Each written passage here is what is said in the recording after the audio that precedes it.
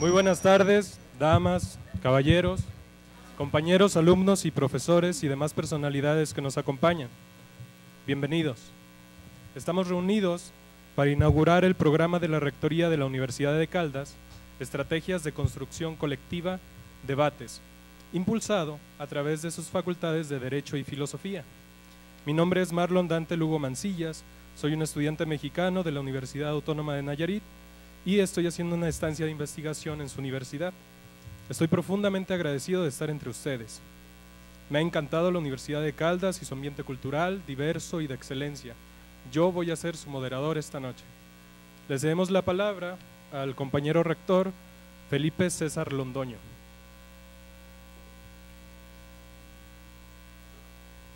Gracias, Marlon. Un saludo muy especial para todas y para todos. Profesor Carlos Alberto Agudelo,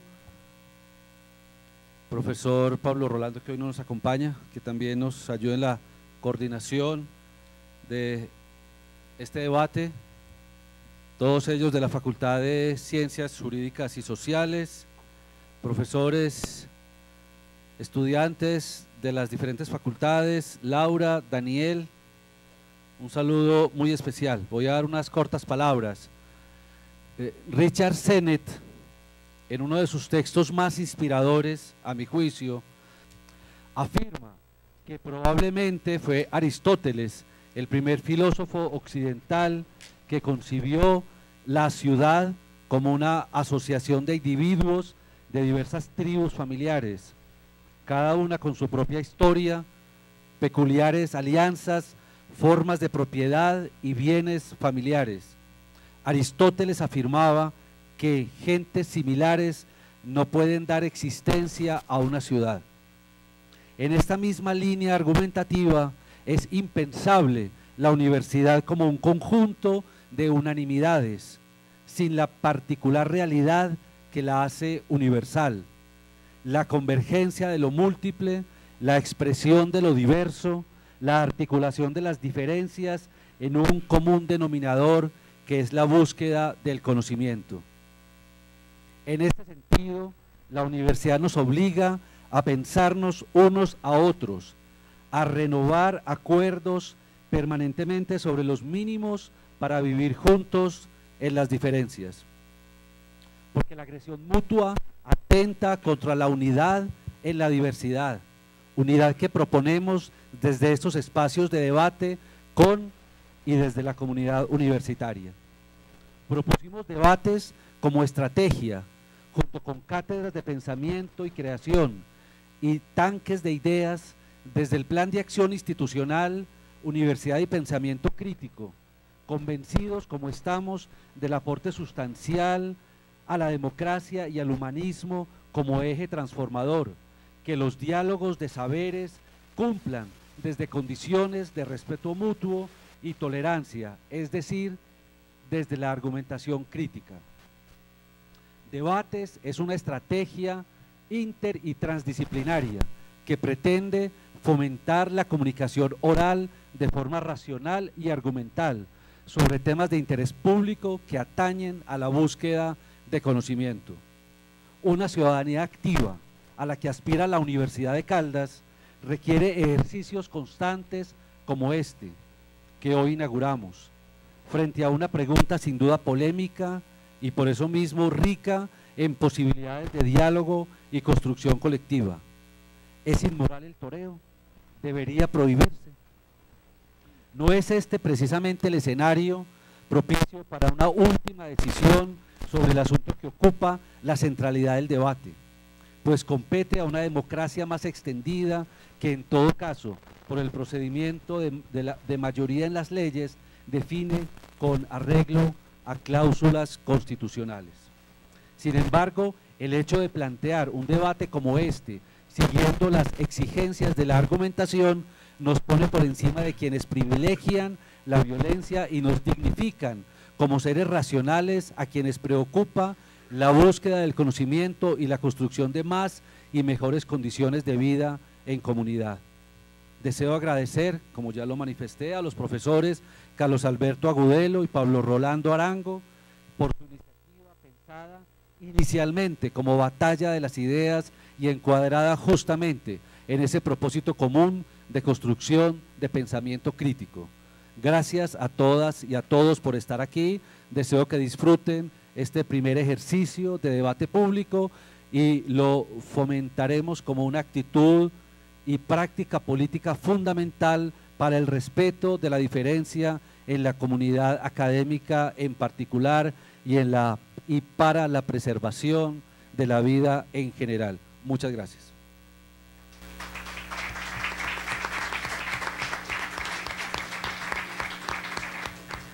Muy bien, cedemos ahora la palabra al profesor de Derecho, Carlos Agudelo.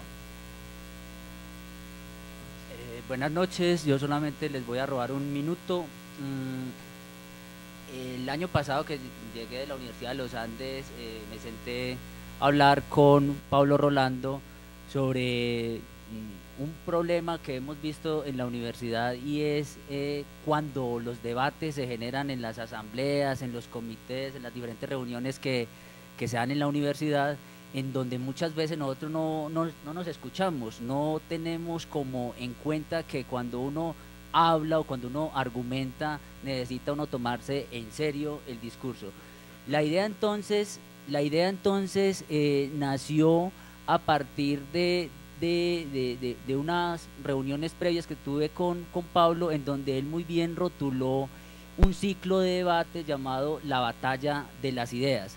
Este ciclo de debates lo que propone de alguna manera es generar la práctica de la argumentación, que es tan necesaria en una universidad pública, en las diferentes instituciones. Como lo dice el rector, es necesario de todas maneras tomarse uno en serio el debate, pero desde el punto de vista argumentativo. Este debate con el que vamos a arrancar es un debate polémico, es un debate que genera muchos problemas políticos, jurídicos, morales, etcétera, pero lo que queremos es centrarnos en un punto muy específico, y yo lo que espero es que el auditorio siga un poco el argumento que va planteando cada uno a partir de Daniel y a partir de Laura, cuáles son los argumentos que van proponiendo y cómo cada uno va mostrando las razones para defender su argumento y cómo el otro va atacando el argumento. Entonces es solamente sobre una posición, si es moral o no, si es prohibido o no. Aquí no estamos discutiendo si es legal o no, si es políticamente correcto o no. Hay muchas aristas en este debate, entonces nos vamos a concentrar en ese debate en específico. Luego vamos a tener aquí como invitado a otros dos profesores, al profesor Gustavo Restrepo y al profesor Orlando Londoño, hablándonos también de este debate, y nos concentraremos también en temas muy específicos. Luego hablaremos de la eutanasia, hablaremos del aborto, hablaremos de la dosis personal, y la idea es generar ese tipo de debates. Creo que Pablo tiene pensado ya hablar sobre la existencia de Dios y mirar a ver qué debate se genera en torno a esa posición. Entonces básicamente la finalidad de esto es poner en práctica un poco la argumentación. No estamos representando aquí ni intereses políticos de nadie, simplemente es poner en práctica la argumentación. Entonces vamos a darle la palabra ya de inmediato a los muchachos. Gracias. Comencemos entonces nuestro debate con la respuesta de la compañera Laura a la pregunta: ¿es inmoral el toreo? Quiero decirles que estoy muy contenta de estar acá, y pues que además nunca había estado enfrente de un auditorio con tantas personas, y pues eso me pone un poco nerviosa, pero pues a lo que vinimos. Yo en este debate estoy en contra de la tauromaquia, y mis argumentos serán los siguientes. Para empezar, quiero aclarar que me voy a basar en toda mi línea argumentativa en el principio moral fundamental que afirma que causar cualquier tipo de sufrimiento innecesario es inmoral. ¿A qué me estoy refiriendo con causar un tipo de sufrimiento innecesario? Es decir, aquel sufrimiento que no tiene una compensación adecuada, es decir, que no se fundamenta en nada o que se fundamenta en un propósito puro. Para explicar un poco mejor lo que acabo de decir, voy a poner un ejemplo. Por ejemplo, cuando nosotros sabemos o escuchamos de maltrato animal ejemplo, el que quemen a un gato o el que le golpeen a un perro, normalmente nosotros nos sentimos indignados por este tipo de prácticas. Pero ¿qué pasa con las personas que cometen este tipo de injusticias? Ellas basan su conducta a partir del hecho de que producir este tipo de maltrato animal les produce diversión o placer. El término o este tipo de pasiones no son una compensación suficiente para producirle ningún tipo de sufrimiento a ningún ser, sea animal o sea humano. A diferencia de este tipo de dolor, que es puramente banal y superficial, existen otros tipos de dolores o de sufrimientos que son puramente necesarios. Es decir, por ejemplo, cuando a una persona le van a amputar un pie, dicha amputación claramente va a producir mucho sufrimiento en la persona, no solamente físico, sino también psicológico. ¿Qué pasa? Este tipo de sufrimiento es necesario puesto que las cosas buenas que va a traer a largo plazo van a ser incluso mayores o van a ser de compensación suficiente para que se va a llevar a cabo. Es decir, la amputación del pie de la persona va a lograr que la persona dure muchos años o que se cure de cualquier tipo de enfermedad. A diferencia de esto, esto no se ve en ningún tipo pues, de dolor o de sufrimiento como es específicamente el maltrato animal. ¿A qué me conlleva todo esto que acabo de afirmar? Que el sufrimiento que se le produce al toro en el momento en el que se dan las corridas de toros no tiene una compensación adecuada la compensación que se da de dicho sufrimiento no es de importancia comparable al sufrimiento que se le está produciendo al toro, puesto que sus espectadores van allí solamente por el simple hecho de que este espectáculo les produce diversión o placer. Considero que esta diversión puede ser lograda a partir de muchos otros medios, por ejemplo, a uno le produce diversión escuchar música, bailar, no sé, comer. Existen muchas otras prácticas que producen diversión y que necesariamente no tienen que llevar a ningún tipo o no tienen que causar ningún tipo de sufrimiento a animales. Voy a leer una cita del filósofo español Jesús Mosterín en el libro A favor de los toros, que dice lo siguiente: desde un punto de vista moral, nada hay tan deleznable como la tortura, el dolor atroz infligido de un modo intencional e innecesario. Hacer de la tortura pública de pacíficos rumiantes un espectáculo de la crueldad, autoridad y presidido por la autoridad gubernativa, es una anomalía moral con la que hemos de acabar.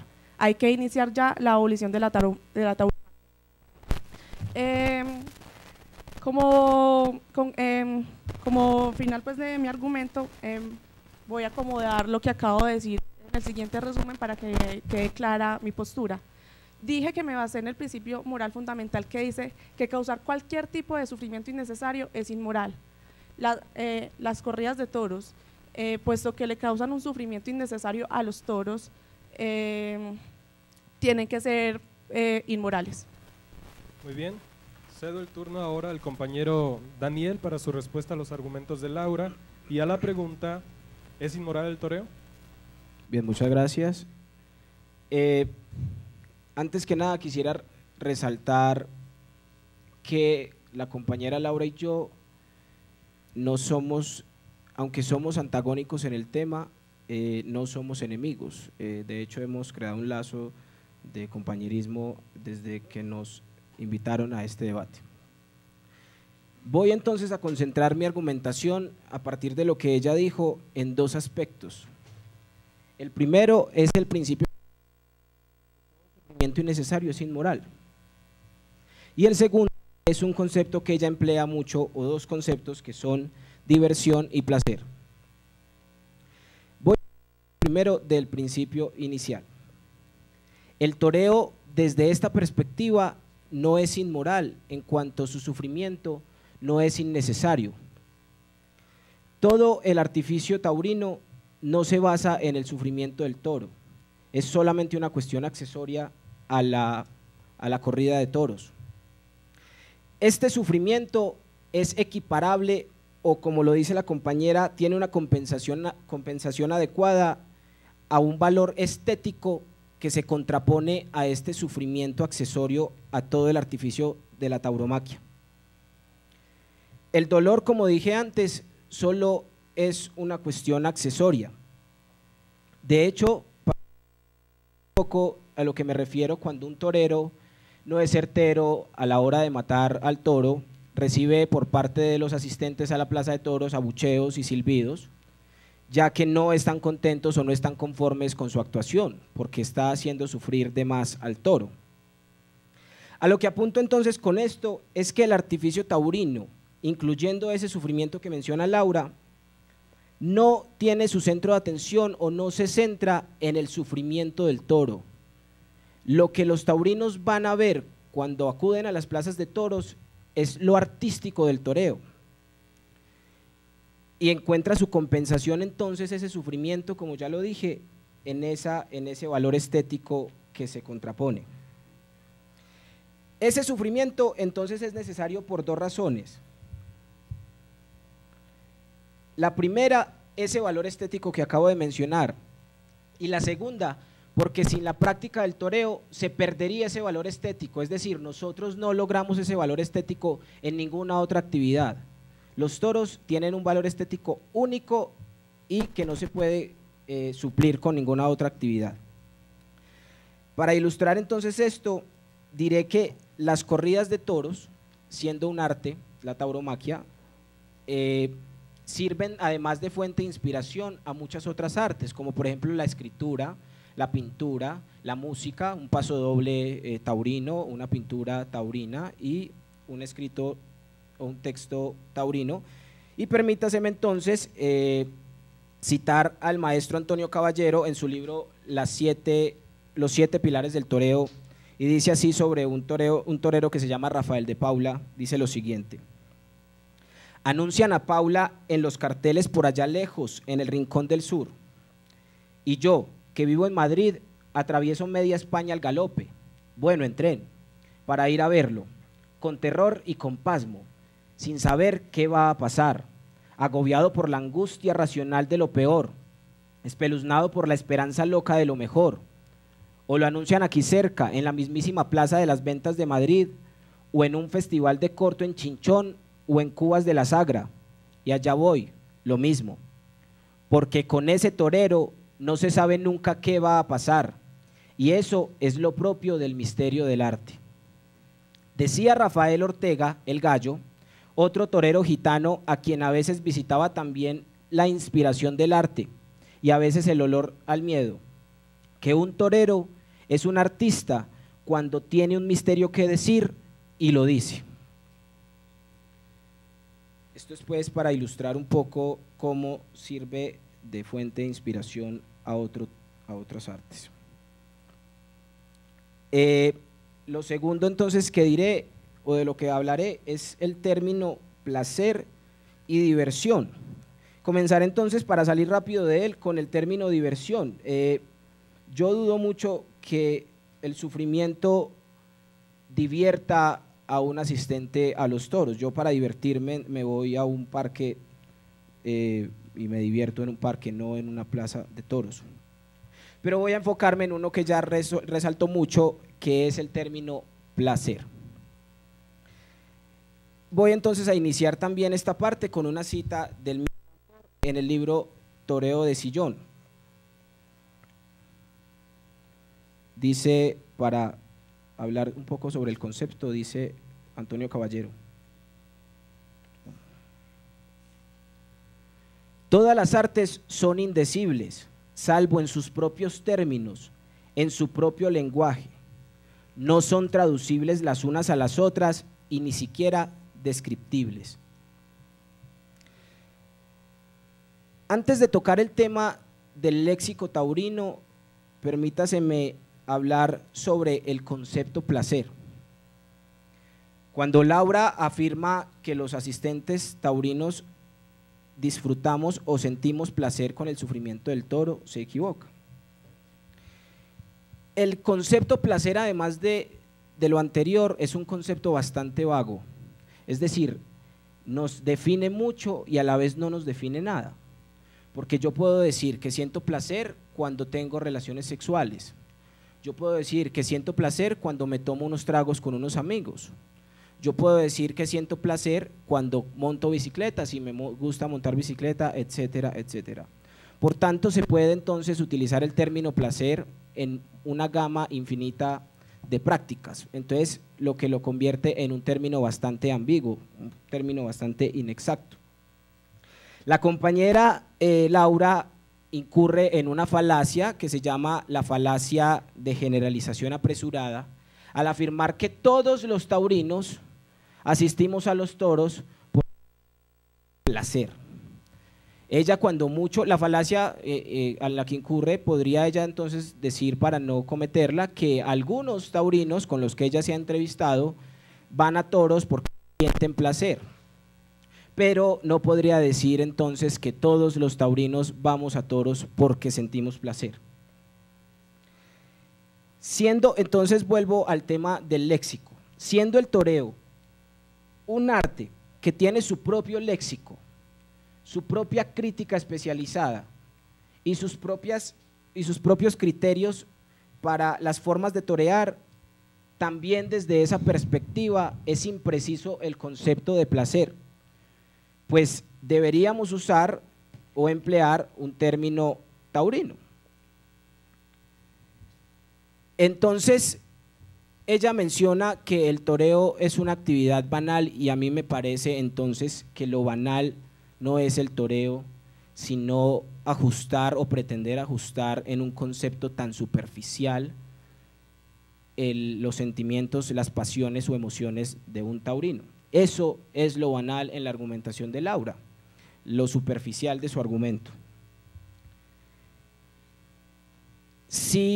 Otra cosa que me llamó la atención mucho es que afirma Laura que los asistentes taurinos vamos a toros, o la motivación pues que tenemos es ese placer que nos produce el sufrimiento del toro. Eso es radicalmente falso, porque estarían de acuerdo, yo creo, todos los asistentes amigos taurinos en decir, aunque incurra yo en la falacia de generalización, estaríamos de acuerdo, yo creo, en decir que cerráramos las plazas de toros y nos trasladáramos a un frigocentro, y allí veríamos no 3 toros, 6 toros en 3 horas, sino que todo el día estaríamos percibiendo cómo sufren toros y tendríamos entonces de ellos, sacaríamos mayor placer.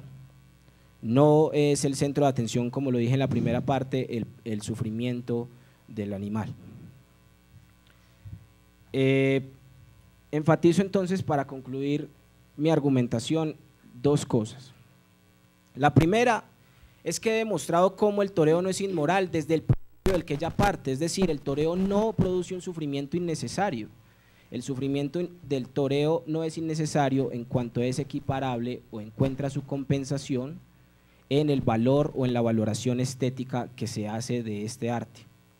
En lo segundo que quiero entrar a retomar es en que lo banal no es las corridas de toros, lo banal es afirmar apresuradamente que los taurinos disfrutamos o sentimos placer con el sufrimiento del toro, además de que también es muy banal o bastante burdo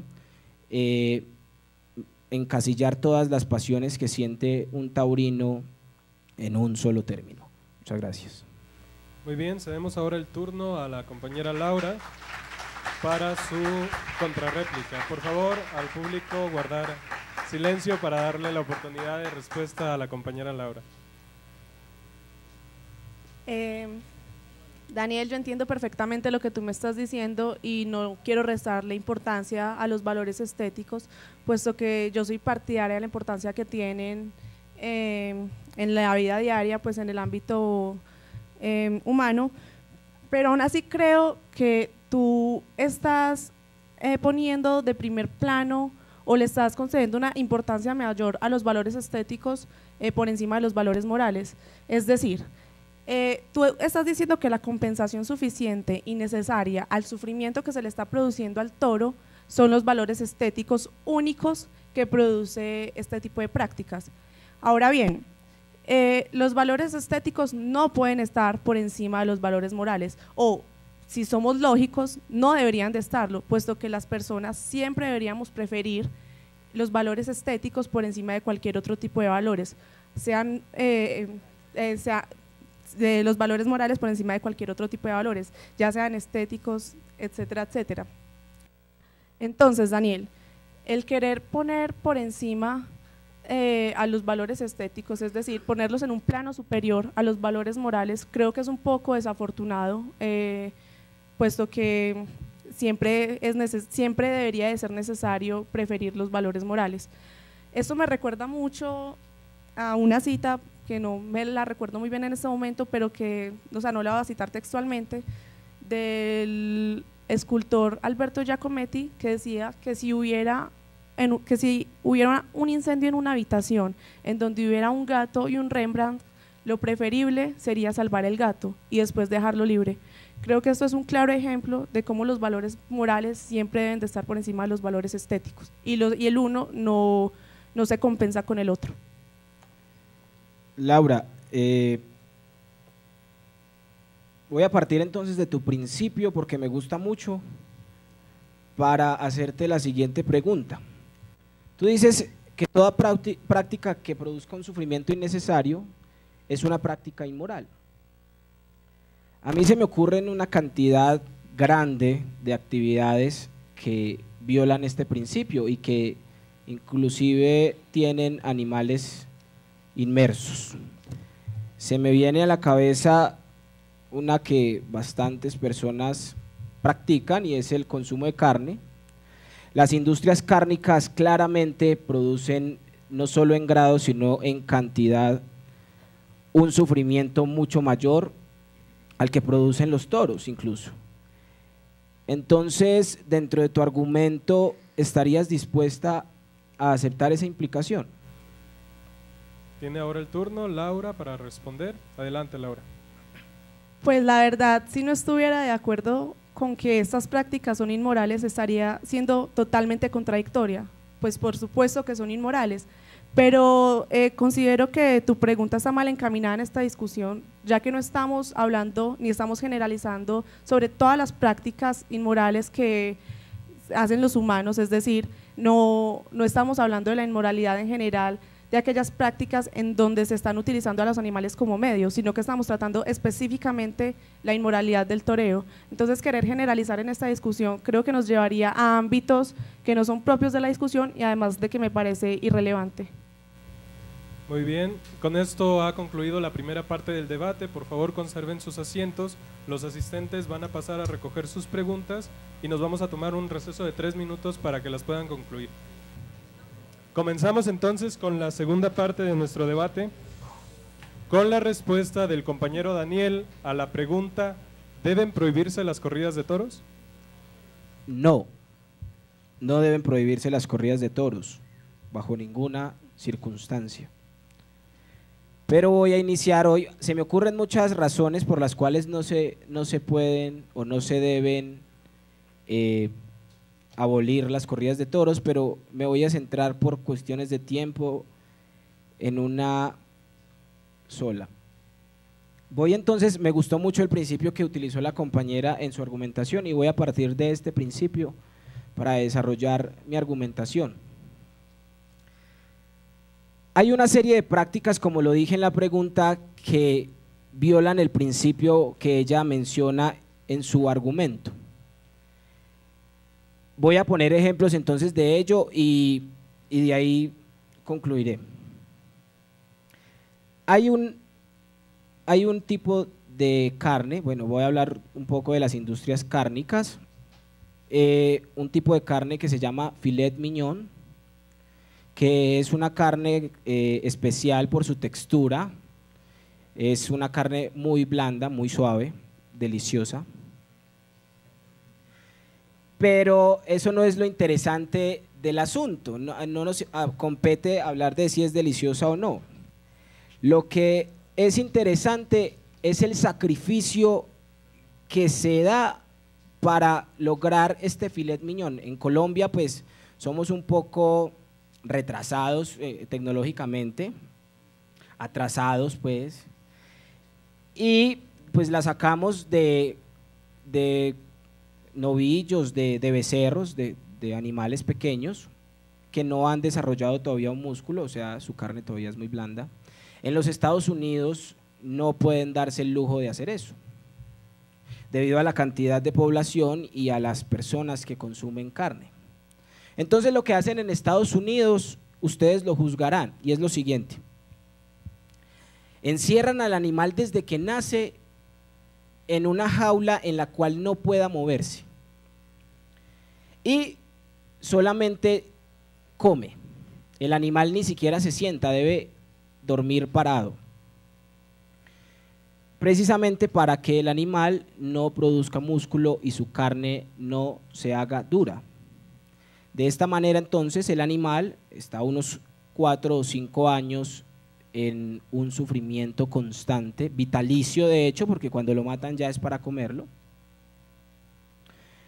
Y entonces nos vemos pues en un sufrimiento que, a diferencia de los toros, no dura ni 6 toros o 3 horas, en promedio una corrida de toros, cada toro se mata o sale al ruedo un toro cada media hora o cada 40 minutos a más tardar.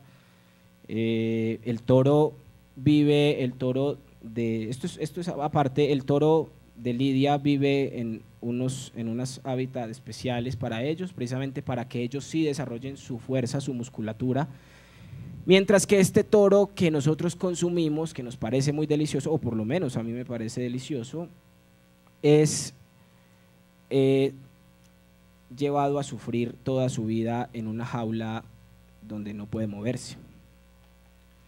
Otro ejemplo entonces que se me ocurre es el de cómo antes de salir un shampoo al mercado lo prueban en animales, y no en la piel de los animales, sino particularmente, por ahí hay un video, lo pueden buscar, en los ojos de los conejos. Entonces los conejitos los entran al laboratorio y les empiezan a echar este shampoo, este químico, antes de salir al mercado en los ojos, y el animal sirve hasta que queda ciego. Una vez el animal queda ciego por todos los químicos que reciben sus ojos, pues es sacrificado, es decir, es desechado.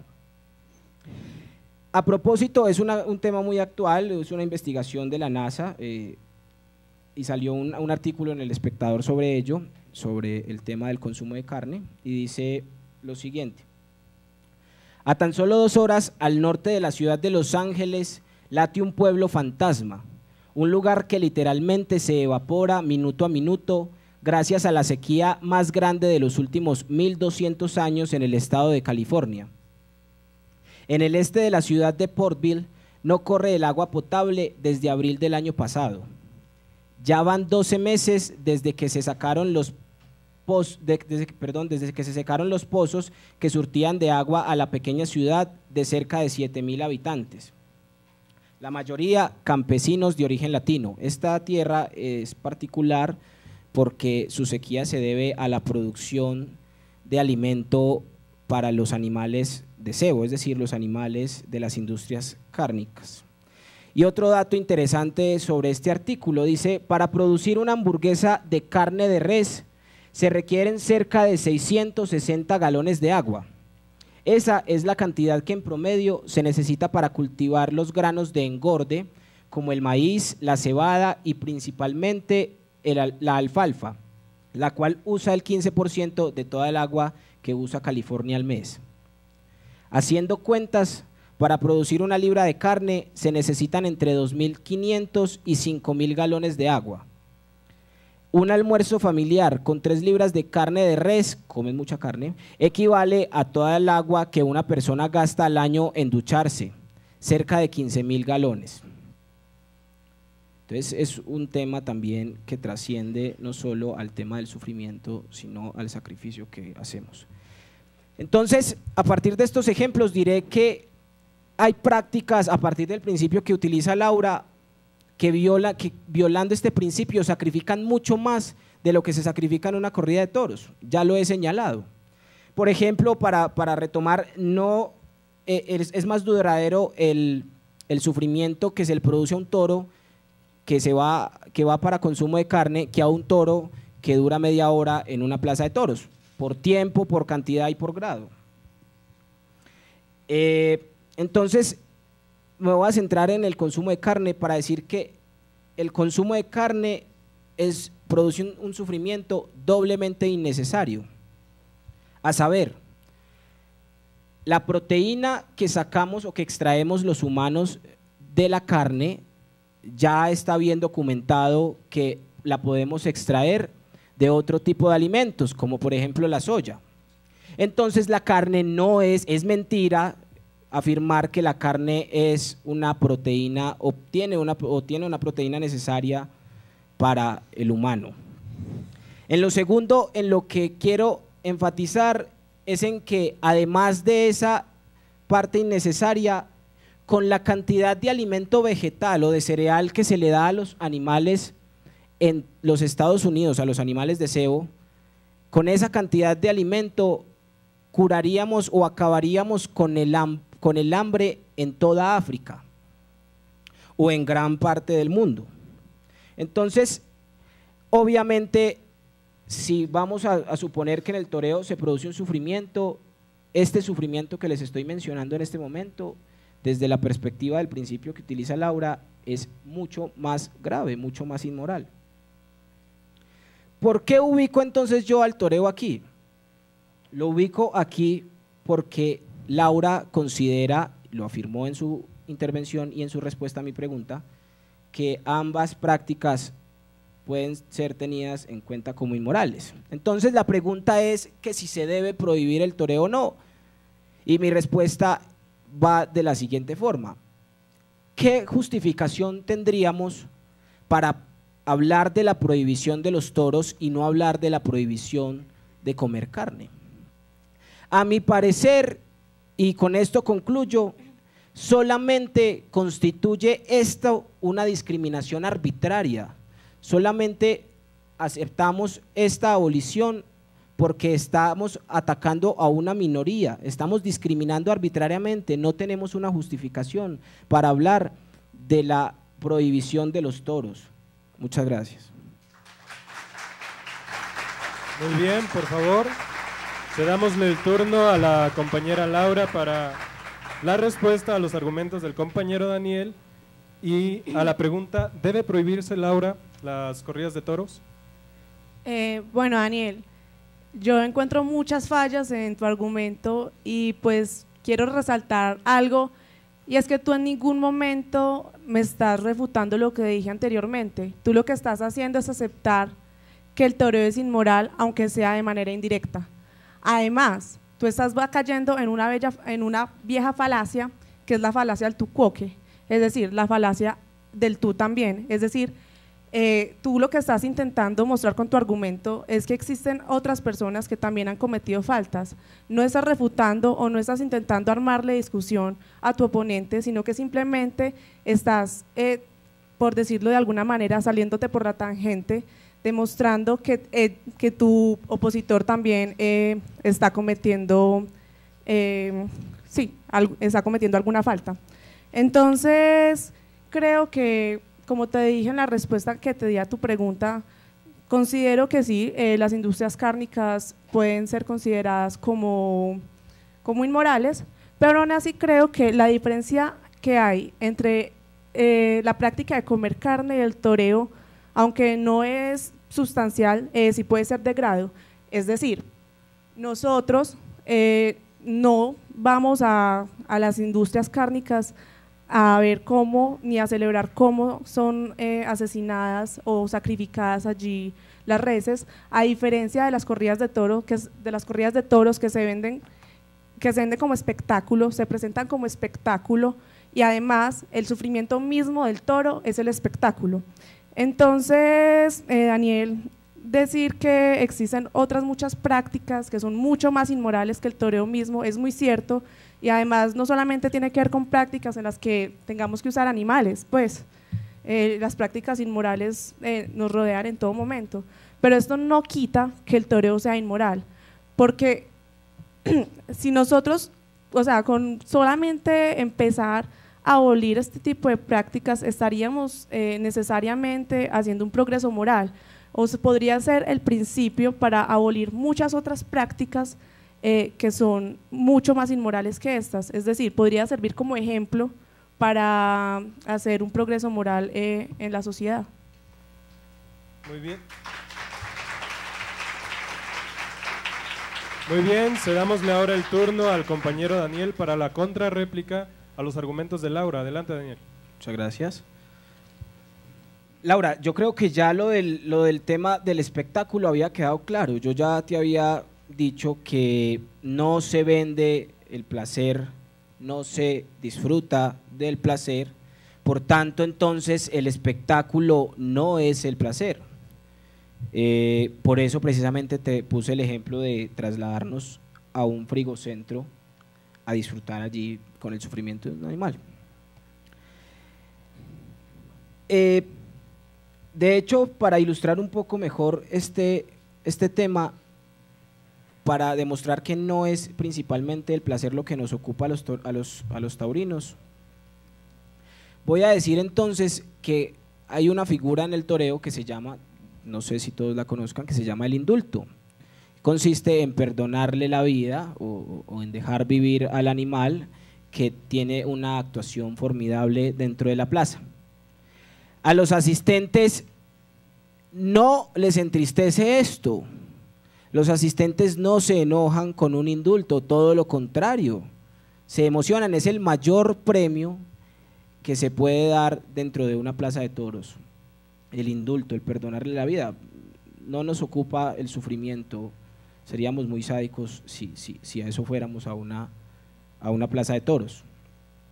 Me parece muy particular la forma en cómo haces una distinción de grado y no haces una distinción en cantidad. Yo creo que hay que considerar no solo la distinción del grado, sino de la cantidad. Y ya demostré cómo el sufrimiento que produce el consumo de carne, las industrias de maquillaje y otro tipo de industrias con los animales producen muchísimo más sufrimiento que el toreo, pero de ello no se discute. No estoy incurriendo en la falacia tucuoque. Yo no estoy diciendo o no estoy señalando a los antitaurinos o aquellos que quieren la abolición de las corridas, no les estoy diciendo es que usted también come carne, es que usted también practica actividades inmorales. Yo no estoy afirmando eso, no es esa mi conclusión en el argumento. Lo que yo afirmo en mi argumento es que mi conclusión es que sería una discriminación arbitraria el hecho de solo pensar en la abolición de las corridas de toros, de que no es justificable solamente hablar desde el principio que tú empleas para entonces abolir las corridas de toros. Yo no dije que esas prácticas fueran inmorales, yo dije desde tu principio, porque con eso inicié, que esas prácticas en ese principio encajaban como prácticas inmorales porque producían un sufrimiento innecesario. Entonces mi conclusión obviamente no es ustedes también hacen cosas malas o también son inmorales, sino que sería una discriminación arbitraria la prohibición de los toros. Gracias. Muy bien. Aplausos, aplausos. Cedemos ahora el turno a la compañera Laura para que pueda hacerle una pregunta al compañero Daniel. Digo, para que pueda hacerle una pregunta al compañero Daniel.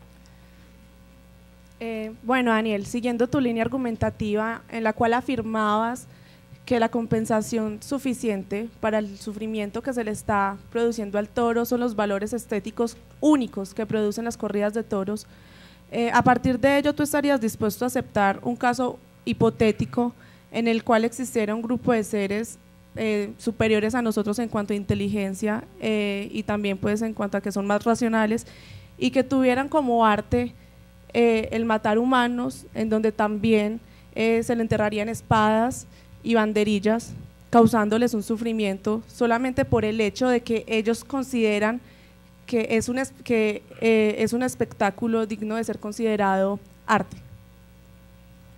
Muy bien, cedemos el turno a Daniel para que pueda responder la pregunta de Laura. Adelante, Daniel. Bueno, si entiendo bien la pregunta, es si yo aceptaría que unos alienígenas practicaran humaneo con nosotros. Explicamos al público, guarde silencio. Pues unos extraterrestres. Tendría que aceptar inicialmente desde la valoración estética que hay, que he hecho, que sí, que sería aceptable para seguir, pues, para ser coherente con mi argumentación, que sí, que es un problema el que me planteas, pero por fortuna pues no existen estos seres, no conocemos otras razas, otras especies externas a nuestro planeta. Y entonces la hipótesis no cabe, porque yo podría entonces poner el surgimiento nuevamente de los dinosaurios y que los comenzáramos a matar. Es decir, la hipótesis, así como lo mencionas ahora, es un poco irrelevante, no va al lugar, y hay una distinción que tú no tienes en cuenta a la hora de tu pregunta, y es la distinción animal humano, animal toro de lidia.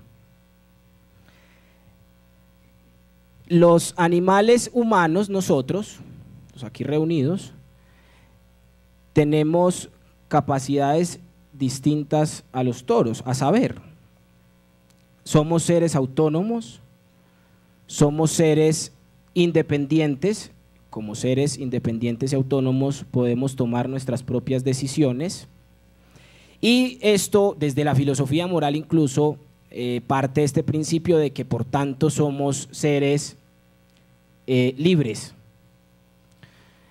Distinto hablar en mismas condiciones de un toro, ya que estamos lejos de, por lo menos la ciencia está lejos de demostrar que los toros sean independientes, sean autónomos y sean seres libres desde esta perspectiva. Por tanto, entonces, hay que hacer esa distinción, es muy importante resaltar esta distinción, y pues la hipótesis entonces se torna irrelevante. Muy bien, con esto hemos concluido la segunda parte de nuestro debate. Vamos ahora a pasar a leer las preguntas del público para nuestros panelistas. La primera es para la compañera Laura. Laura, ¿sabía usted que de acabarse la fiesta brava se extinguiría el toro? Entonces, ¿es un valor moral para usted promover la desaparición de la tierra de esta especie?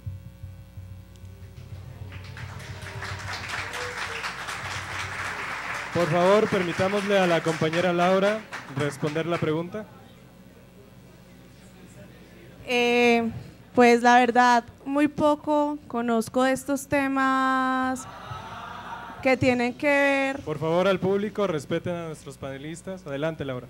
Bueno, con estos temas que tienen que ver con la creación del toro de lidia, pero aún así me baso en el hecho de que son bovinos, que por consiguiente, si no lo saben, los bovinos son seres pacíficos, es decir, son pacíficos rumiantes, que en ningún momento pretenden atacar a otras personas o a otros animales, sino que por el contrario, casi siempre son los primeros que salen huyendo en el momento de las embestidas. Por consiguiente, considero que el toro, como bovino que es, podría estar en un campo pastando tranquilo sin necesidad de extinguirse. Creo que esa es una valoración bastante desacertada, y aparte es una de las discusiones que muy comúnmente tienen los taurinos y los antitaurinos. Sí, esa es mi respuesta. Muy bien, pasamos ahora con una pregunta para Daniel. Daniel, desde tu punto de vista, ¿es el narcotráfico también un arte? Porque de él se inspiran novelas, libros, géneros musicales, etcétera.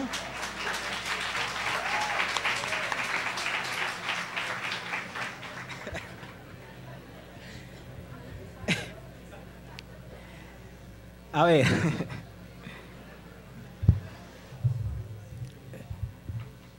el que se atrevió a afirmar esto, o sea, a decir que el cartel de los sapos es arte, entonces, bueno,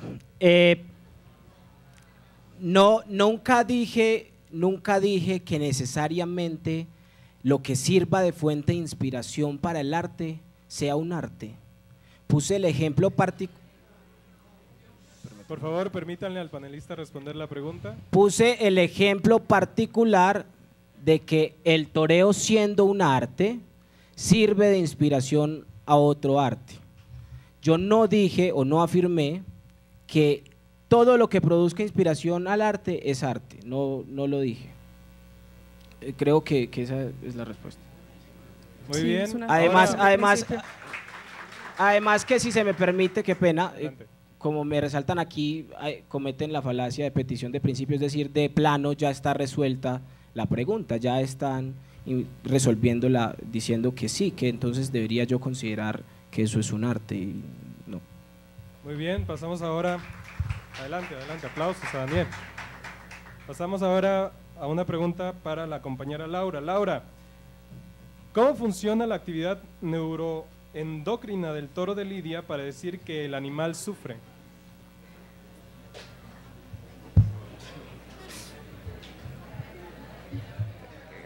Por favor, permitan que la compañera Bueno. Laura responda. Primero que todo, no soy ni científica ni veterinaria, estudio filosofía y lo único que puedo responder a esa pregunta es lo siguiente, y es el hecho de que no podemos negar que el toro es un ser vivo, o sea, es un animal que tiene un sistema nervioso complejo y por consiguiente sería absurdo pensar que no siente ningún tipo de dolor, que conlleva afirmar que un ser que tiene las mismas cualidades, sí, nerviosas que puede tener cualquier otro animal, incluyéndonos a nosotros mismos, no pueda sentir dolor. Creo que esa es una pregunta bastante desacertada.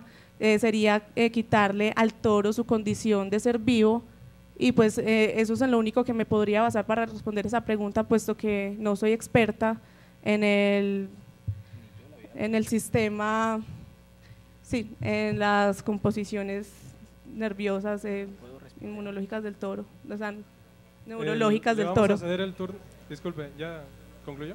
Le vamos a ceder el turno a Daniel para que abone un poco a la respuesta de Laura. Yo creo que nosotros partimos del supuesto en nuestro debate de que hay un sufrimiento en el toro. Yo acepté eso desde el inicio, es decir, no entramos en la discusión de si efectivamente el toro, ni yo podría responder cuál es el sistema endocrino de un animal de estos, aunque sea taurino. No creo relevante la pregunta en ese sentido. No somos científicos, tendrían que sentar aquí un neurobiólogo, algo así. Muy bien, para ti, Daniel, argumentas que los taurinos no asisten a las corridas porque sienten placer del sufrimiento del toro, sino por el arte y la estética. ¿Por qué no simplemente reducir una corrida al juego con la muleta, sin banderillas y sin matar al toro? Porque hace parte de todo el artificio estético. Porque si le quitamos al pintor el pincel, entonces, ¿cómo va a pintar? Yo expliqué… Por favor, permitan continuar a Daniel. Yo expliqué… Le suplicamos al público que guarde silencio y que permita. Ni siquiera he que los panelistas empezado a respondan. responder, pero bueno.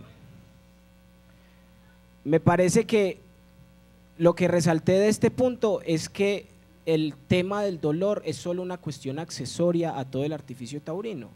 Por eso yo partí desde el principio de que todo el artificio taurino incluye el tercio de varas, el tercio de pica y pues la muerte posteriormente al final. Entonces, si le quitásemos esto, o sea, es irrelevante además que yo entre aquí a discutir si me parece o no me parece, porque en últimas aquí no me están preguntando, es decir, la cuestión no es hacia mí, yo soy un aficionado taurino, sí, pero no nos ocupa en este momento lo que yo piense sobre ese tema pues principalmente. Entonces yo expliqué que es un artificio y que no es principalmente el dolor, ni siquiera es un tema simplemente accesorio, el tema del sufrimiento, y que entonces no puedo responder, no puedo llegar a una respuesta porque sería ya meter mis juicios y ya eso es algo bastante subjetivo, porque yo podría dar una respuesta y cualquier otro compañero taurino podría dar otra. Muy bien, vamos a pasar con una pregunta para Laura. Laura, asimilar el valor moral que tuvo el sufrimiento de judíos en la Segunda Guerra Mundial con el de un toro en la plaza implica una moral que incluya a los animales como iguales en tanto derechos y obligaciones? Yo en ningún momento afirmé que los animales tengan los mismos valores morales ni que tengan los mismos derechos que tenemos las personas. Por supuesto que afirmo que nosotros somos seres superiores a los animales, en ningún momento he negado esta condición de los seres humanos, pero aún así considero que esto no es argumento suficiente para creer que nosotros podemos moldear o acomodar el resto de las cosas a nuestro parecer, incluyendo en ellas a los animales. Es decir, necesariamente si estuviéramos dispuestos a decir que como los animales no están en un mismo plano moral o en un mismo plano racional o de inteligencia que las personas, también tendríamos que decir que ni los bebés ni las personas que son retrasadas mentales tienen derechos, puesto que no son autosuficientes, no son independientes y tampoco tienen cierta libertad que poseemos las personas racionales. Entonces creo que la moral debería de equiparar, al público le suplicamos o debería silencio. de tener en cuenta a todos estos seres, aunque sigamos aceptando de que nosotros somos seres racionales y por tanto superiores a los animales. Muy bien, Daniel, Señor. ¿por qué un valor estético respalda la moralidad?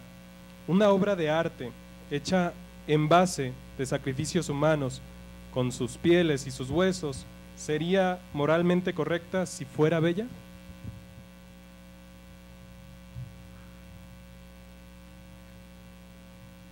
La pregunta es solamente si sería moralmente correcta. Te repito la pregunta. Dale. Una obra de arte hecha a base de sacrificios humanos, con sus pieles y sus huesos, ¿sería moralmente correcta si fuera bella? Bien.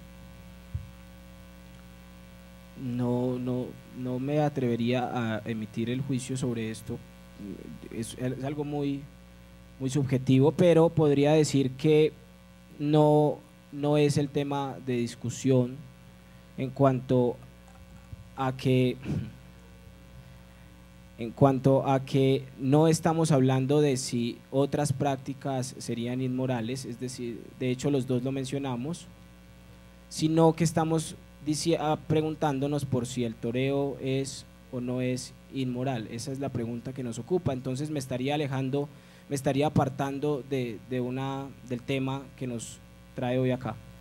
Muy bien, Laura, ¿qué sugieres que se hagan con los toros después de la posible abolición de la tauromaquia? En este libro, a favor de los toros, Jesús Mosterín pone de ejemplo o argumenta algo que se podría hacer en los toros, que aparte me pareció muy acertado y estoy de acuerdo con ello, y es crear todos estos pastales en donde se está creando el toro de Lidia, para hacer de ellos parques naturales en donde no solamente se vele por la manutención de estos animales, sino también por la manutención de muchos otros animales que pueden estar o mantener su supervivencia en dicho ambiente.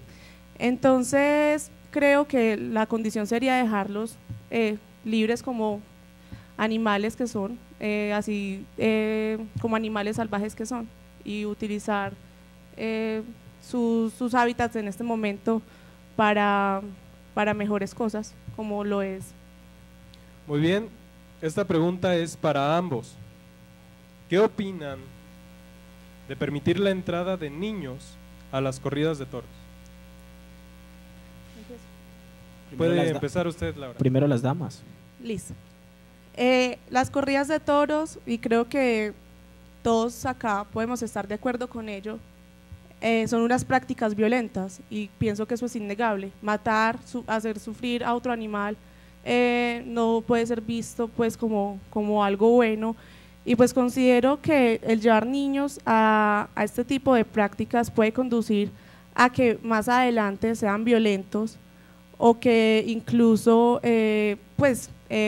no solamente le hagan daño a otros animales más pequeños, sino que también más adelante en su etapa más madura puedan llevar a cabo prácticas violentas. Sabemos que los niños son bastante receptivos con las cosas que ven, es en esta etapa de la vida donde nosotros aprendemos la mayor de las cosas en nuestra vida, y pues sí, considero que podría conducirlos a llevar prácticas, a hacer prácticas violentas en un futuro. Bien, Daniel, ¿puedes responder? Bien, yo iba a decir que no es el tema que nos ocupa, pero quiero aclarar algo sobre lo que dice la compañera. Miren, el hecho de que una persona se críe en un territorio de violencia como los paramilitares o la guerrilla no implica que esa persona vaya a ser violenta y vive toda su vida allí. ¿Cómo vamos a decir entonces que por llevar a unos niños a una plaza de toros ellos se van a ser violentos? O podría poner el ejemplo de la religión. La religión supuestamente está hecha para gente buena, para que la gente se haga buena, y hemos visto cómo hay bastante gente mala en ellos. Es decir, la causa no se sigue, el efecto no se sigue de su causa. No podemos decir que porque se presenten actos de violencia, con lo que no estoy muy de acuerdo, esas personas, de hecho las pocas personas que conozco en el mundo del toreo no son muy violentas que digamos, me incluyo además. No se sigue entonces de que un ámbito violento haga violenta a la persona, porque entonces estaríamos llenos de mucha más violencia, todos seríamos violentos en Colombia. Gracias. Muy bien, pasamos ahora con una pregunta para Laura. Laura, siendo la tauromaquia la actividad central de la feria de Manizales, ¿sería justo sacrificar esta tradición? La verdad, esa es una pregunta que me he hecho muchas veces y la he discutido con amigos que tengo que les gustan las corridas de toros, y claramente sería acabar con gran parte de lo que es la feria, y pues creo que sí, estaría dispuesta a sacrificar la feria de Manizales. Podríamos hacer fiesta de cualquier otra cosa, de cualquier otra producción que crea nuestra ciudad. Pues por ejemplo Medellín tiene la fiesta, la feria de las flores, etcétera, etcétera. O sea, la corrida de toros no debería de ser un motivo para crear una feria a partir de ello. Podemos crear fiestas a partir de muchas otras cosas, y sí, no me dolería mucho tener que sacrificar la feria de Manizales con tal de que no que se le cause sufrimiento a un animal, aunque creo que la pregunta es un poco desorientadora de la discusión inicial. Creo que perdió mucho el rumbo de lo que es la discusión, aunque intenté responderla, considero que sí, es muy salida de tono. Adelante, aplausos para la compañera Laura. Daniel, ¿cuál es el placer que causa asistir a las corridas de toros? Bueno, eso ya lo hablé, ¿no? Pero no es placer, no encasillemos, precisamente es el problema que yo encontré en el argumento de Laura, y es encasillar todas las emociones y las pasiones de una persona en placer, y como lo dice el maestro Caballero, todas las artes son indecibles, indescriptibles. Entonces a lo que apunto es que no se debe señalar que vamos a toros por placer, sentimos placer en la plaza de toros, sino que es un término bastante ambiguo. No es el placer de ir a toros, no, es un término demasiado inexacto. Muy bien, ya se nos va agotando el tiempo para este debate. Vamos a leer solo una pregunta más para cada uno de nuestros panelistas. Laura, ¿la sensibilidad de unos puede bastar para condenar la sensibilidad de otros? ¿Puede bastar para exigir su prohibición? No entiendo. Es que, bueno, si es lo que entiendo, está preguntando de que si la sensibilidad de los que nos duelen, que sacrifiquen a un animal, basta para tener que prohibirles a las otras personas lo que les gusta. No es un problema de sensibilidad. Yo en ningún momento dije que, en ningún momento hablé de sensibilidad, solamente dije que me estaba basando en un principio moral fundamental, que es que el sufrimiento que es innecesario es inmoral. Entonces no basé mi argumento a partir de ningún tipo de sensibilidad, ni dije aquí es que me duele que maten a los toros, no. Solamente dije que ese tipo de prácticas son inmorales, y creo que di los argumentos del por qué. Muy bien, Daniel. Según tus argumentos, ¿matar el toro es un acto estético? Mal. De nuevo entramos en lo que yo opine o deje de opinar de la práctica del toreo, y creo que, como dice la compañera, se sale el tema. Yo ni siquiera afirmé que el matar al toro fuera estético, es decir, me están achacando cosas que yo no dije, pero podría decir que no, prefiero reservarme, y el que haya hecho la pregunta yo se la respondo como Daniel Gómez y no como el panelista que está debatiendo si es inmoral el toreo o si se deben prohibir las corridas de toros. Se sale del contexto de la pregunta. Muy bien, compañeros, hemos finalizado con el debate. Agradecemos a la Rectoría, a los departamentos de Filosofía y de Derecho por impulsar esta actividad, y a nuestros panelistas un fuerte aplauso. Muchas gracias por asistir y buenas noches.